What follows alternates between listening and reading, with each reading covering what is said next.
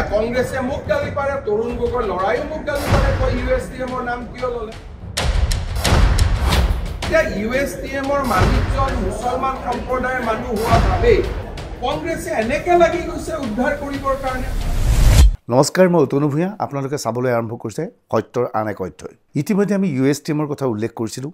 USTMৰ ফালৰ পৰা নামি অহা পানীৰ ফলত কেনেকৈ অসমত বানপানী হয়, গুৱাহাটীত বানপানী হয়, সেই বিষয়ে মুখ্যমন্ত্ৰী ডক্টৰ হিমন্ত বিশ্ব শৰ্মাই অভিযোগ উত্থাপন কৰিছিল। লগে লগে ইয়াক লৈ ব্যাপক বিতৰ্কৰ সৃষ্টি হৈছিল আৰু আমি সমগ্ৰ তথ্য আপোনালোকৰ আগত সদৰি কৰিছিলোঁ। এবাৰ USTMৰ আন এক প্ৰসংগ উত্থাপন কৰিব বিচাৰিছোঁ।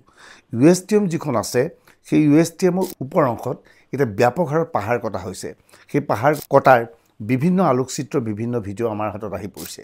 আচলতে USTM কৰ্তৃপক্ষৰ ফালৰ পৰা এই ইউনিভাৰ্চিটিখনৰ উপৰিও এতিয়া এখন মেডিকেল কলেজ স্থাপন কৰিব বিচৰা হৈছে। আচলতে USTM কৰ্তৃপক্ষৰ ফালৰ পৰা USTMৰ ওপৰত পাহাৰ অঞ্চলত এখন মেডিকেল কলেজ স্থাপন কৰিব বিচৰা হৈছে। USTM কৰ্তৃপক্ষই ভালকৈ জানে যে মেঘালয় চৰকাৰক সন্তুষ্ট কৰিব লাগে। মেঘালয়ৰ মুখ্যমন্ত্ৰীৰ পিতৃ PA চাংমাৰ নামত PA Changmai international hospital and medical college এখন স্থাপন কৰিছে USTM কৰ্তৃপক্ষৰ ফালৰ পৰা। এইখনৰ যাতে স্বীকৃতি লাভ কৰে তাৰ বাবে তেওঁলোকে ব্যাপক তৎপৰতা আৰম্ভ কৰিছিল। মাজতে মেডিকেলৰ সৰ্বভাৰতীয় মেডিকেলৰ এটা টীম আহিছিল, তেওঁলোকক স্বীকৃতি দিব পৰা যায় নে নাই চাবলৈ।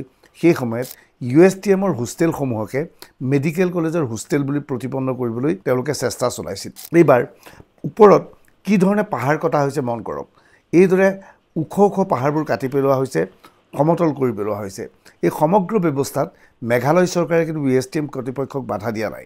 এটা প্ৰশ্ন হৈছে, মেঘালয় চৰকাৰে USTMক বাধা দিয়া নাই কিয় পাহাৰ খনন কৰাৰ পিছতো?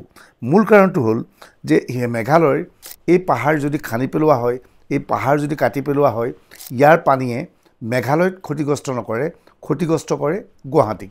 এতিয়া আমি মেঘালয় চৰকাৰক প্ৰশ্ন কৰিব বিচাৰিছোঁ, USTMে শ্বিলঙৰ ভিতৰত বা চেৰাপুঞ্জীত যদি এনেধৰণে এখন USTM স্থাপন কৰিলেহেঁতেন, এনেধৰণে যদি পাহাৰ কাটিলেহেঁতেন, যাৰ ফলত শ্বিলং বা চেৰাপুঞ্জীৰ প্ৰাকৃতিক ভাৰসাম্য হেৰাই পেলালেহেঁতেন, তেনেহ'লে মেঘালয় চৰকাৰে অনুমতি দিলেহেঁতেন?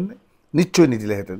মেঘালয় চৰকাৰে এতিয়া অনুমতি এইবাবেই দিছে, USTMে পাহাৰ কটাৰ ফলত ক্ষতিগ্ৰস্ত হৈছে অসম, মেঘালয় নহয়। মেঘালয় চৰকাৰৰ ফালৰ পৰা বাৰে বাৰে কোৱা হৈছে যে মেঘালয়ৰ সীমান্তৱৰ্তী বৰ্ণিহাট অঞ্চল, যিটো অঞ্চল অসমৰ লগত অন্তৰ্ভুক্ত, সেই অঞ্চলত অসম চৰকাৰৰ বিভিন্ন উদ্যোগে মেঘালয়ক ক্ষতি কৰিছে।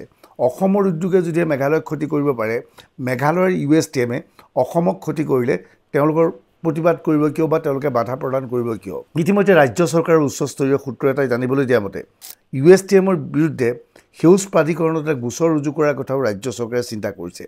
USTMৰ পাহাৰৰ ওপৰৰ অঞ্চল এতিয়া চালে আপুনি আচৰিত হৈ পৰিব।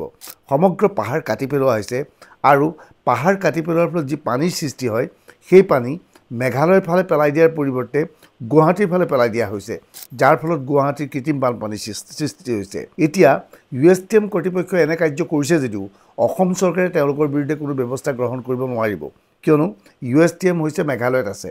সেয়েহে USTMৰ গৰাকী বেপৰুৱাভাৱে আছে, কিয়নো তেওঁৰ লগত সুসম্পৰ্ক আছে মেঘালয় চৰকাৰৰ। এনে অৱস্থাত অসম চৰকাৰে নিজাববীয়াকৈ কিবা কৰিব পাৰিব যে তাক লৈ প্ৰশ্ন আছে। অৱশ্যে সেউজ প্ৰাধিকৰণত যদি গোচৰ ৰুজু কৰা হয়, ইয়াৰ পিছৰ পৰিৱেশ কি হ'ব সেয়া পৰৱৰ্তী সময়ত জানিব পৰা যাব। এই ভিডিঅ' সংক্ৰান্তত আপুনি যদি কিবা মন্তব্য দিব বিচাৰে, তেনেহ'লে কমেণ্ট ছেকশ্যনত আপুনি লিখিব পাৰিব। ধন্যবাদ।